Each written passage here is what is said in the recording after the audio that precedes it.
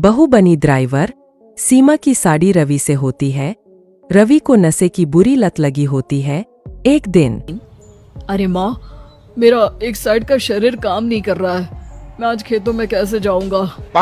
अरे बेटा, ऐसा ना बोल। तेरे पापा के जाने के बाद से तू ही घर चलाने का सहारा है।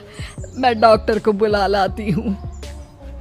देखिए बहन जी, रोहन के शरीर के एक साइड में लकवा है। अब वो कभी ट्रैक्टर नहीं चला पाएगा। घर में मंहूसियत का माहौल हो जाता है। लीजिए माँ जी, रोटी खा लीजिए। अरे बेटा, मुझे तो भविष्य की चिंता हो रही है। मेरा एक ही बेटा है और वो भी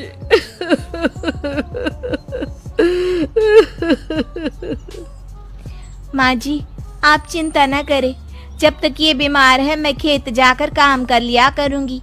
वैसे भी नशे के कारण इनका शरीर काफी कमजोर हो गया है। अगले दिन सीमा खेत में जाकर काम कर शाम को घर लौटती है। ये ले बेटा, पानी पी ले।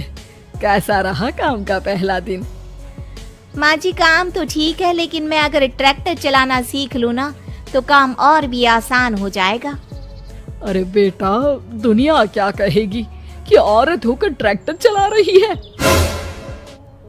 माँ जी, या तो हम दुनिया देख ले या अपना घर, कोई बात नहीं। जब ये ठीक हो जाएंगे तो सब ठीक हो जाएगा। अरे बहू, जरा बाहर तो आना। जी माँ जी। बहू, तेरे मामा जी आए हैं, तूने बुलाया था ना? हाँ माँ जी, वो मामा जी ना आज से मुझे ट्रैक्टर चलाना सीखा। सीमा मामा जी से ट्रैक्टर चलाना सीखती है। वो मन लगाकर खेतों में काम करती है। और एक दिन, माँ जी, पता है इस बार पूरे गांव में सबसे ज्यादा फसल का उत्पादन हमारे खेतों में हुआ है। इस साल तो खूब पैसे आएंगे। हाँ। सास खुश नहीं होती है। वो चुपचाप वहाँ से जाने लगती है। तभी सीमा उसे रोक लेती है। क्या हुआ माँ जी, आपको खुशी नहीं हुई? बेटा, आज डॉक्टर साहब बोल रहे थे कि रोहन के ठीक होने के लिए 5 लाख रुपए की जरूरत है। समझ नहीं आ रहा क्या करूं। सीमा शांत हो जाती है। अगले दिन सास सीमा के पास आती है। बेटा, ये मेरे गहने हैं। इसे अपने गहनों के साथ जोड़कर सुनार को दिया। जितने पैसे हो ले आ। डॉक्टर को आज ही देने हैं। सीमा अपने गहने और सास के गहनों को लेकर दुकान में बेचकर पैसे लेकर घर आ जाती है। माँ जी, सिर्फ 3 लाख रुपए का ही इंतजाम हो पाया है। बाकी के पैसे कैसे आएंगे? बेटा, अब तो एक ही चारा है, हमें जमीन भी बेचनी पड़ेगी। माँ, खेत बेच देंगे तो खाएंगे क्या? अरे बेटा, कोई दूसरा चारा भी तो नहीं है। रोहन ठीक हो जाए तो वो मेहनत करके इससे भी बड़ी जमीन ले लेगा। सास बहू मिलकर खेत भी बेच देते हैं। अब पूरे पैसे लेकर सास डॉक्टर के पास जाती है। डॉक्टर साहब, ये लीजिए सारे पैसे। बस किसी तरह मेरे बेटे को ठीक कर दीजिए। आपका बेटा ठीक तो हो जाएगा, लेकिन 6 महीने का समय लगेगा।